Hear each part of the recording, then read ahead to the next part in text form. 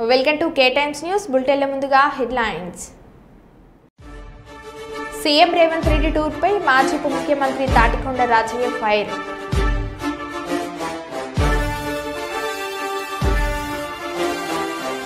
ప్రతి నియోజకవర్గంలో 3500 ఇందిరమ్మ ఇళ్ల నిర్మాణం మంత్రి పొంగులేటి.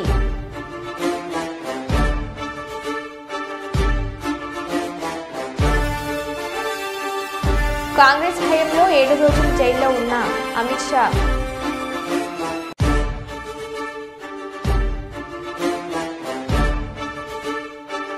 అనంతపురం శ్రీ సత్యసాయి జిల్లా కదిరిలో దారి తప్పిన మహిళా డిగ్రీ కళాశాల ప్రిన్సిపల్.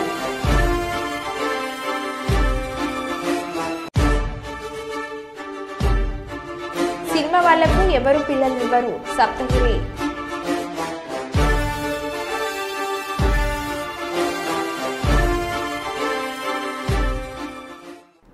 ఇక వివరాల్లోకి వెళ్తే జనియామ జిల్లా స్టేషన్ గన్పూర్ నియోజకవర్గంలో సీఎం రేవంత్ రెడ్డి పర్యటన.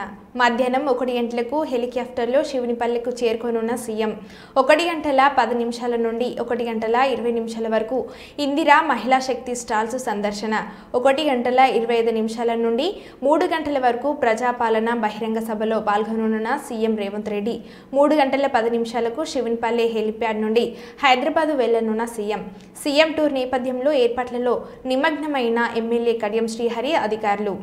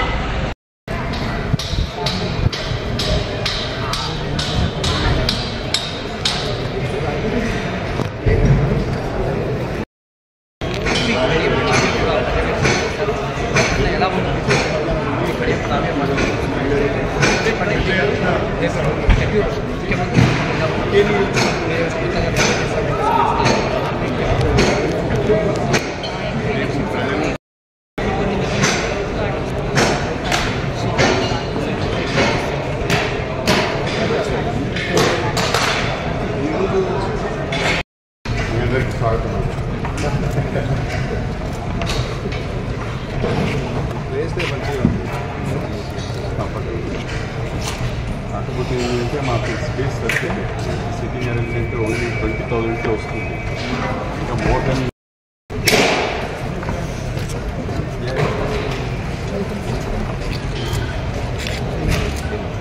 రావులంటే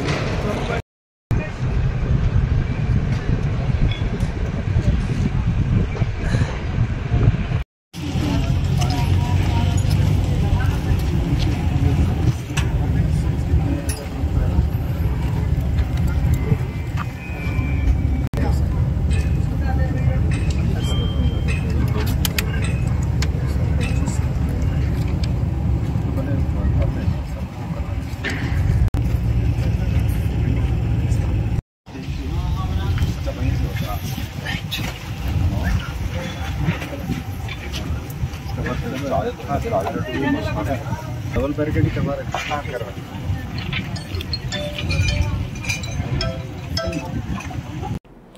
జనగామ జిల్లా సీఎం టూర్తో స్టేషన్ గన్పూర్లో టెన్షన్ తాటికొండ రాజయ్యను హౌస్ అరెస్ట్ చేసిన పోలీసులు. సీఎం రేవంత్ రెడ్డి టూర్పై మాజీ ఉప ముఖ్యమంత్రి తాటికొండ రాజయ్య ఫైర్. రాళ్లతో కొడతానన్న రేవంత్ రెడ్డి ప్రభుత్వాన్ని కూలుస్తానన్న కడియం శ్రీహరి. ఈ రోజు ఇద్దరు ఒకే వేదిక మీద ఉండబోతున్నారు. ఇద్దరు ఒకే డాయస్ మీద ఉండి ప్రజలకు ఏమీ సమాధానం చెప్తారు.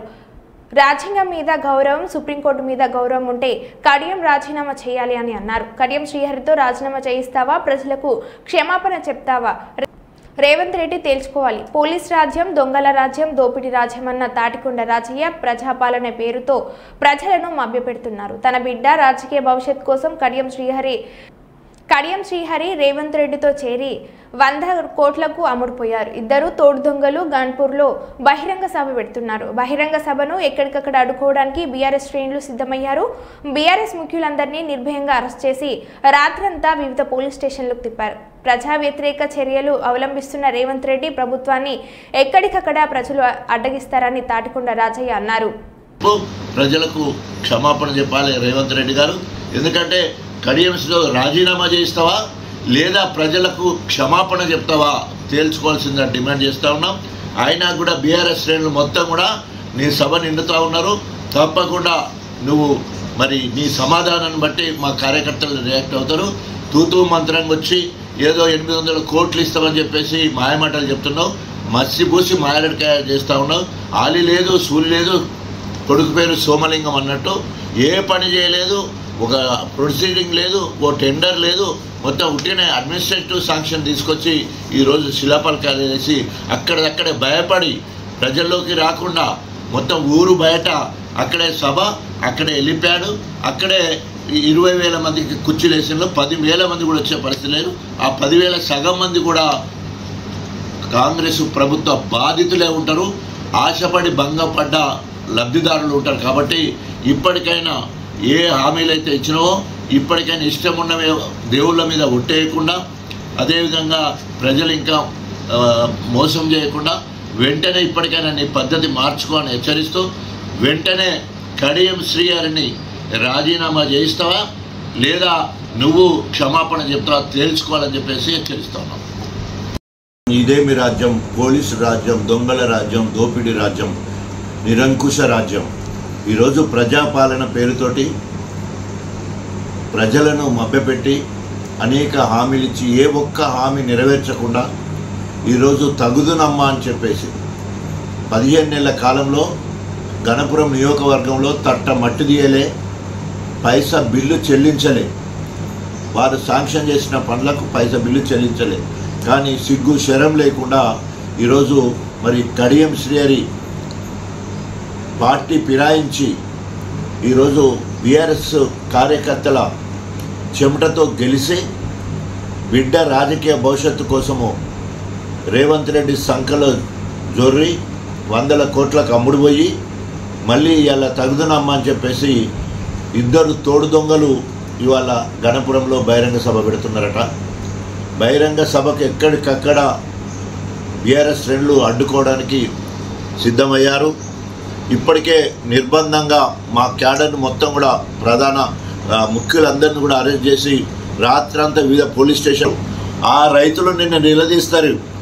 రైతు రుణమాఫీ ఏ ఊర్లో 100% అయిందో నువ్వు చెప్పాలి. ఆ ఊరికి పోదాం. ఏ ఒక్కసారి ఒక్క రైతుకు 30,000 కూడా పడని పరిస్థితి, ఇంకో రైతుకు 50,000 పడని పరిస్థితి, రుణమాఫీ కాలే. ఒకవేళ కనుక ఏ గ్రామంలోనైనా 100% రుణమాఫీ అయ్యేది ఉంటే స్వాస్థంగా నేను రాజకీయాల నుండి తప్పుకుంటా. కానీ ఎక్కడ కూడా ఆ పరిస్థితి లేదు.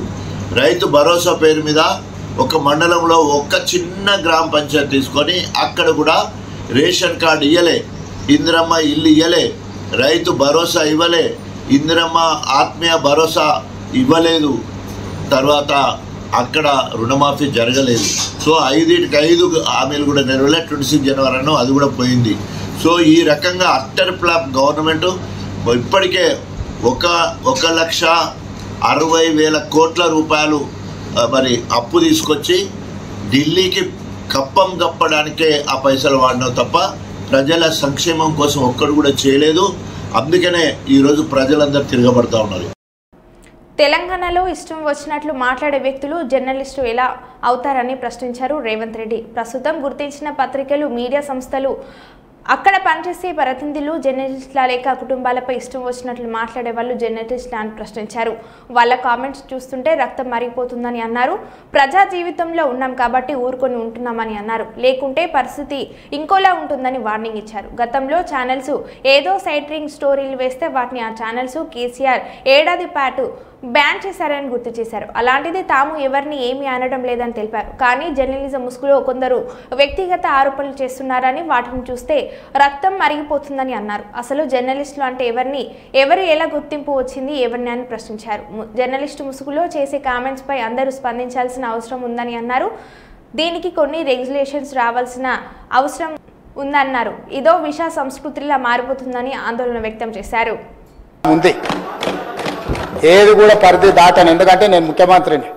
చట్ట పరిధిలోనే అన్ని శిక్షలు ఉంటాయి. జర్నలిస్టులకు కూడా నా సూచన, ఎవరు జర్నలిస్టు ముసుగులో అసత్య ప్రచారం చేసే వారికి అసెంబ్లీ వేదికగా స్వీట్ వార్నింగ్ ఇచ్చిన తెలంగాణ సీఎం రేవంత్ రెడ్డి. జర్నలిస్టు కాని వాళ్లను క్రిమినల్ కిందకే చూస్తామని అంటున్న సీఎం రేవంత్ రెడ్డి. అందుకే అధ్యక్ష, తమరు కూడా అక్కడి నుంచి ఆదేశాలు ఇవ్వండి. దీని మీద చర్చ జరగాలి. మీడియా మిత్రులకు కూడా నేను అడుగుతున్నా, మీ సంఘాలు ఏవైతున్నాయో సంఘాల నాయకులను కూడా అడుగుతున్నా, ఎవరో జర్నలిస్టులు లిస్ట్ ఇవ్వండి. జర్నలిస్ట్ అనే పదానికి డెఫినేషన్ ఏందో ఇవ్వండి, ఆ లిస్ట్ ఇవ్వండి. ఆ లిస్టులో ఉన్నోళ్ళు ఇట్లా తప్పు చేస్తే ఏం శిక్షిస్తారో మీరు నిర్ణయించండి. ఆ లిస్టులో లేనోడు జర్నలిస్ట్ కాడు, జర్నలిస్ట్ కానోడిని క్రిమినల్ కిందనే చూస్తాము. ఆ క్రిమినల్స్ని ఎట్లా జవాబు చెప్పాలనో గట్లనే చెప్తాం. ముసుగేసుకొని వస్తే ముసుగు ఊడవికి బట్టలు గుడ్డలు ఊడదీసి కొడతా అని చెప్తున్నా. నేను తమాషా చేయొద్దు. నేను కూడా మనిషిని, నాకు చీమునెత్తురుంది. అన్నిటికీ బరాయించుకుంటే తప్పులని అన్నిటిని మోసుకుంటే ఏదో కుర్చీలు ఉన్నా కాబట్టి ఊరుకుంటా అనేమన్నా ఏషాలు ఏదలుచుకోరాం. అన్ని చట్టపరంగానే చేస్తా. చట్టాన్ని పరిధి నేను దాటను. ప్రతిదానికి ఒక శిక్ష, ఒక విధానం ఉంది. ఏది కూడా పరిధి దాటను, ఎందుకంటే నేను ముఖ్యమంత్రిని. చట్ట పరిధిలోనే అన్ని శిక్షలు ఉంటాయి. జర్నలిస్టులకు కూడా నా సూచన, ఎవరు జర్నలిస్ట్. సప్తగిరి హీరోగా అభిలాష్ రెడ్డి తెరకెక్కించిన పెళ్లికాని ప్రసాద్ చిత్రం మార్చి 21న థియేటర్లలో విడుదల కానుంది. ఈ సందర్భంగా మూవీ టీం ప్రెస్ మీట్లో పాల్గొంది. ఈ ఈవెంట్లో సప్తగిరిని మీ పెళ్లి ఎప్పుడు అని ప్రశ్నించగా ఆయన ఫన్నీగా స్పందించారు. సినిమా వాళ్లను పిల్లనివ్వరు, సినిమా వాడా అని అడుగుతారు, అదేంటో అర్థం అవ్వట్లేదు అంటూ నవ్వులు పోయించారు. ప్రస్తుతం ఈ వీడియో సోషల్ మీడియాలో వైరల్ అవుతుంది. ఊరికే చెప్తున్నా, ఊరికే ఎంత పేరు సంపాదించినా, ఎంత మంచి అలవాట్లున్నా సినిమా వాడా అంటారు, అదేంటో అర్థం కావట్లే. అంటే మీకు అదే ఇబ్బంది అయిందా మీకు ఇప్పుడు? ఒక రకంగా అదే ఇబ్బంది. అయ్యో కాదు, జాలి పడకండి, బట్ ఐఎమ్ వెరీ హ్యాపీ. మీరు అయ్యో అంటే నిజంగా నేను చాలా హ్యాపీగా ఉన్నా ఆ విషయంలో. బట్ మంచిగా ఉన్నాయి, చూద్దాం. అన్న ఎదుర్కొంటే ఎలా ఉంటుందని సినిమా. రియల్గా మరి ఎప్పుడు మ్యారేజ్ చేసుకోబోతుంది? ఏం చూడండి, ఎవరిన పిల్లల్ని చేసుకుంటాం. సినిమా వాళ్ళకి సరిగా అంటే ఇది ప్రామిస్. సినిమా వాళ్ళ పిల్లలు ఎవరన్నా, ఇది నిజం. మనం ఎంత పేరు సంపాదించుకున్నా, మనకి ఎంత మంచి అలవాట్లు ఉన్నా, ఊరికే చెప్తున్నా, ఊరికే ఎంత పేరు సంపాదించినా, ఎంత మంచి అలవాట్లున్నా సినిమా వాడా అంటారు, అదేంటో అర్థం కావట్లే. అంటే మీకు అదే ఇబ్బంది అయిందా మీకు ఇప్పుడు? ఒక రకంగా అదే ఇబ్బంది. అయ్యో కాదు, జాలి పడకండి, బట్ ఐఎమ్ వెరీ హ్యాపీ. మీరు అయ్యో అంటే నిజంగా నేను చాలా హ్యాపీగా ఉన్నా ఆ విషయంలో. బట్ మంచిగా ఉన్నాయి, చూద్దాం. అన్న మీకు దండం పెడతా, పాలేరు వాగుకు నీళ్లు వదలండి. అప్పులు తెచ్చి పంట పెట్టుబడి పెట్టినాం, చేతికొచ్చిన పంట ఆగమయ్యేటట్లు ఉంది. నీళ్లు వదులుకుంటే మాకు చావే దిక్కు అయ్యేటట్టు ఉంది. మహబూబాబాద్ జిల్లా దంతలపల్లి మండలం వేంబ్లపల్లి గ్రామంలో నీళ్లు లేక చేతికొచ్చిన పంటను ఎండిపోతున్నాయని రైతుల ఆవేదన. దంతాలపల్లి మండలం మహబూబాబాద్ జిల్లా. ఇప్పుడు జేసీబీలు పెట్టి పొక్కలు తోడుకొని ఇది తోడుతున్నాం. తోండా కానీ మా పొలాలు పారతలేవు. ఈ పాలేరు వాగు ఒక వారం రోజులు అంక వదిలిపెడితే మేము బతాం, లేకపోతే సచ్చుడు తప్ప వేరే మార్గమే లేదు మాకు. ఇక అంతా నోట్లోకి వచ్చింది, ఊరి మొత్తం ఈంతాంది. ఇప్పుడు ఒక్క సుక్క నీళ్ళు లేకుండా పోతున్నాయి. దయచేసి మాకు నీళ్ళు వదిలిపెడితే మంచిది, లేకపోతే మొత్తం మేము చచ్చినట్టే. ఇక నేను 10 ఎకరాలు 6 ఎకరాలు వెళ్ళిపోతాను సార్. మా పరిస్థితి చాలా ఘోరంగా ఉంది. 6 ఎకరాలు సుక్క నీళ్ళు లేవు. కదిమ దాంట్లో కాసి పలసగా ఉన్నాయి. ఇక వాళ్ళే. అస్సాంలోని డేర్గావ్లో లచిత్ బార్ఫుకాన్ పోలీస్ అకాడమీ ప్రారంభోత్సవం సందర్భంగా శనివారం తన విద్యార్థి జీవితాన్ని అమిత్ షా గుర్తు చేసుకున్నారు. అస్సాంలో హితేశ్వర్ సైకియా ముఖ్యమంత్రిగా ఉన్నప్పుడు ప్రధాని ఇందిరాగాంధీకి వ్యతిరేకంగా విద్యార్థులంతా కలిసి ఆందోళన నిర్వహించామని అన్నారు. అప్పట్లో నన్ను 7 రోజుల పాటు జైల్లో పట్టారని తెలిపారు. నా పట్ల కఠినంగా వ్యవహరించారు, నాపై భౌతికంగా దాడి చేశారని కూడా అమిత్ షా అన్నారు. हम नारा लगाते थे, आसाम की गलियां सुनी है, इंदिरा गांधी खूनी है, और हम पर गुवाहाटी में डंडे लगाए थे. 7 दिन मैंने असम की जेल की रोटी भी खाई है. देश भर के लोग असम को बचाने के लिए यहां आए थे. वहां से लेकर असम ने लंबा आंदोलनों का दौर देखा है. असम की पुलिस अन्य राज्यों में ट्रेनिंग के लिए जाती थी. आज मैं असम सरकार को बधाई देना चाहता हूं. 8 साल में ऐसा परिवर्तन हुआ. ये लसित बरफुकन एकेडमी में 2000 पुलिसकर्मी गोवा और मणिपुर के ट्रेनिंग लिए हैं. हमारा असम शांत हो गया है. असम आगे बढ़ने के लिए तैयार हो गया है. असम विकास के रास्ते पर आगे बढ़ा है. ఎండిన పంట పొలాలను సర్వే చేయించి నష్టపోయిన రైతులకు ఎకరానికి 50,000 రూపాయల నష్టపరిహారం ఇవ్వాలని సిపిఎం జిల్లా కమిటీ సభ్యులు చిట్యాల సోమన్న, మండల కార్యదర్శి మాచర్ల సారయ్య ప్రభుత్వాన్ని డిమాండ్ చేశారు. పాలకుర్తి నియోజకవర్గ కేంద్రంలో సిపిఎం ఆధ్వర్యంలో నష్టపోయిన రైతాంగానికి నష్టపరిహారం ఇవ్వాలని రాస్తారోకో నిర్వహించారు. ఈ సందర్భంగా వారు మాట్లాడుతూ దేశానికి అన్నం పెట్టే రైతులు అప్పుల పాలై ఆత్మహత్యలు చేసుకుంటే ఉంటే రాష్ట్ర ప్రభుత్వం కల్లబల్లి మాటలతో కాలం వెల్లిదిస్తుందని అన్నారు. ఎండిపోయిన పంటలను సర్వే చేసి నష్టపరిహారం అందించాలని, లేని ఏడల రైతులను ఐక్యం చేసి ఉద్యమాలు ఉధృతం చేస్తామని హెచ్చరించారు. ఈ కార్యక్రమంలో సిపిఎం మండల కమిటీ సభ్యులు సోమసత్వం, మాసంపల్లి నాగయ్య, ఎదునూరి మాదర్, బెల్లి సంపత్, వివిధ గ్రామాల నాయకులు పనికిర భాస్కర్, సోమ నర్సయ్య, టి లింగన్న తదితరులు పాల్గొన్నారు. ఈ పరిస్థితులలో ప్రభుత్వం రైతాంగం పట్ల కనీసం ప్రేమ లేకుండా ఉన్నటువంటి పరిస్థితి ఉన్నది. మరి రైతుల పట్ల రాష్ట్ర ప్రభుత్వాలు సౌతుతల్లి ప్రేమ చూపిస్తున్నటువంటి పరిస్థితి ఉన్నది. ఈ నియోజకవర్గంలో పాలకుర్తి రిజర్వాయర్ కనుక పూర్తి చేస్తే దాని కింద దాదాపుగా సుమారుగా 7,500 మంది రైతులు బతకొచ్చు అని చెప్పేసి, ఎకరాలు బతకొచ్చు అని చెప్పేసి అధికారులు చెప్తున్నటువంటి పరిస్థితి ఉన్నది. అంటే అటు ప్రాజెక్టులు పూర్తి చేయరు, ఇటు రైతులకు పనిముట్లు కానీ అట్లాగే రైతులకు ఇచ్చేటువంటి ఎరువులు సబ్సిడీలో ఇవ్వరు, రైతు పండించినటువంటి పంటకు గిట్టుబాటు ధర ఇవ్వరు, మరోవైపు రైతులకు రుణమాఫీ చేయరు. అదే సందర్భంగా రైతులు పెట్టుబడి కోసం వడ్డీ వ్యాపారుల కాడ అప్పులు తీసుకొచ్చి ఈరోజు వారు అప్పులు కట్టక ఆత్మహత్య చేస్తున్న పరిస్థితి ఉన్నది.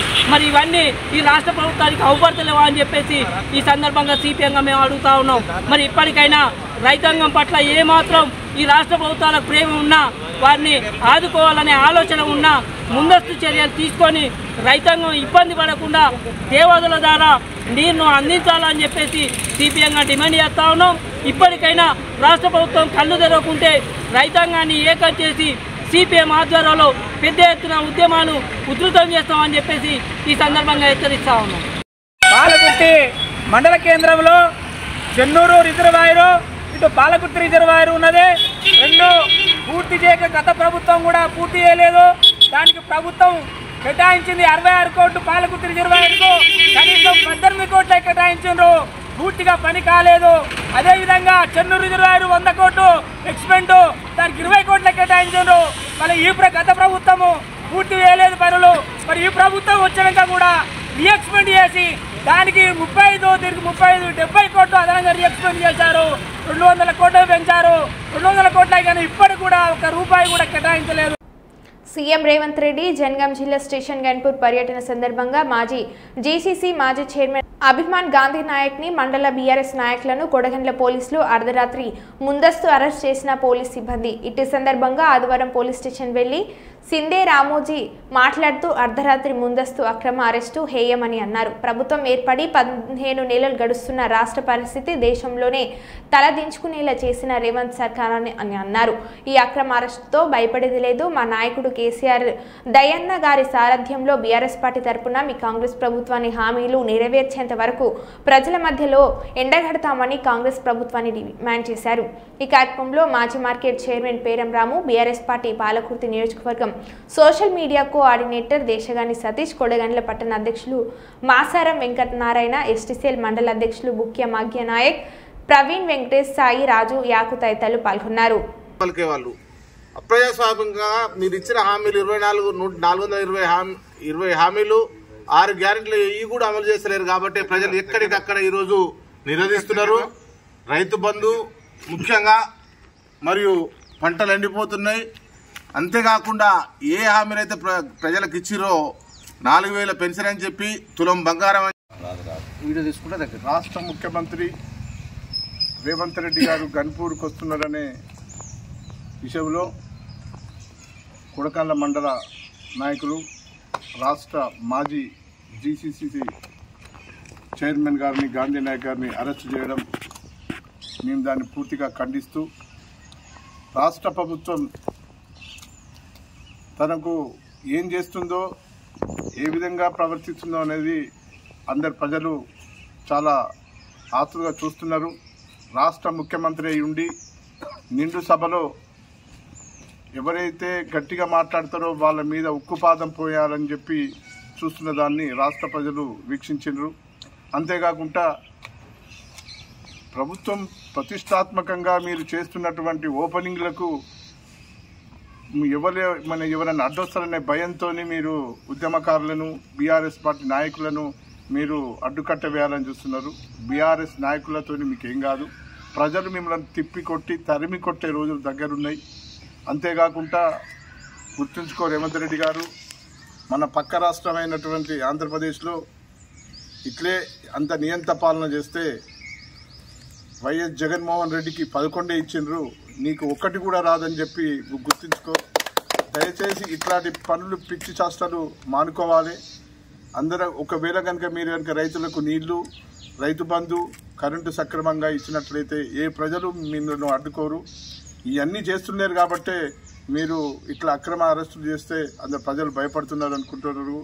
ఇంకా దీని మీద తీవ్రంగా అందరు కలిసి కంపల్సరీ పోరాటం చేస్తారు. ఇలాంటి కనుక వికిలి చేష్టలు కనుక చేస్తే తిరిగి మేము ఉద్యమం చేయవలసి వస్తుంది.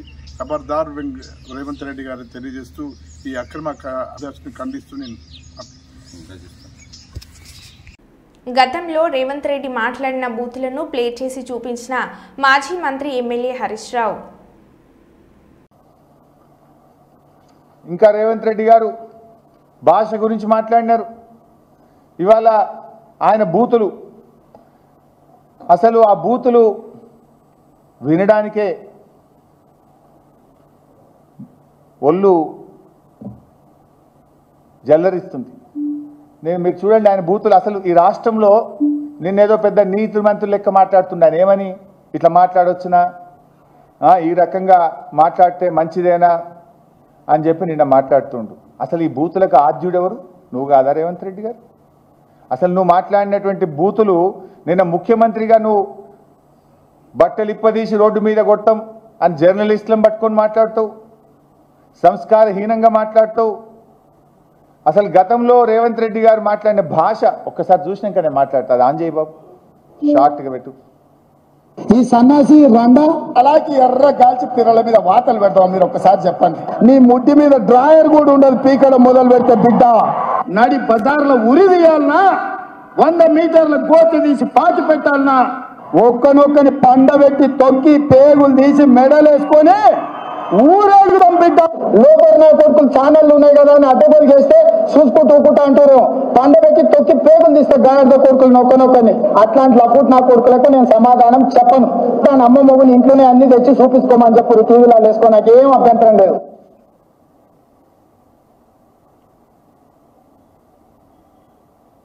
నెత్తి మీద కాలు పెట్టి తొక్కకపోతే గుండు కొట్టించుకుంటా అక్కనే నా కొడుకల్లారా రండి. అట్లనే తెలంగాణ ప్రజలు అడవి పందులకి అయ్యో అరే సన్నాసుడు కార్యకర్తలు వాళ్ళని పట్టుకొని వేప చెట్టు కట్టేసి లాగుల కొండలించి కొడతారని చెప్పి బోర్ల పక్కల పండబెట్టి తొక్కుతాం. వేముల వీరేశాన్ని నల్గొండ క్లాక్ టవర్ దగ్గర బట్టలు పరిచి పిర్రలు వాళ్ళ దగ్గర కొడితే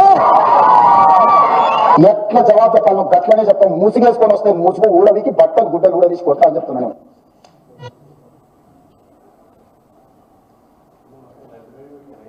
ఇంకా చాలున్నాయి. ఇంకా మా వాళ్ళు మరి 5 నిమిషాలు తయారు చేస్తే వద్దులే ఆ బూతులుంటే ఇంక ఇప్పటికే పిల్లలు చెడిపోతున్న రాష్ట్రంలో 1 నిమిషానికి కుదించమని చెప్పిన. ఈ వ్యాఖ్యలు విని విని సమాజం చెడిపోతుంది, వద్దు 1 నిమిషం చాలని చెప్పిన. అంటే నేను అనేది ఏంటంటే,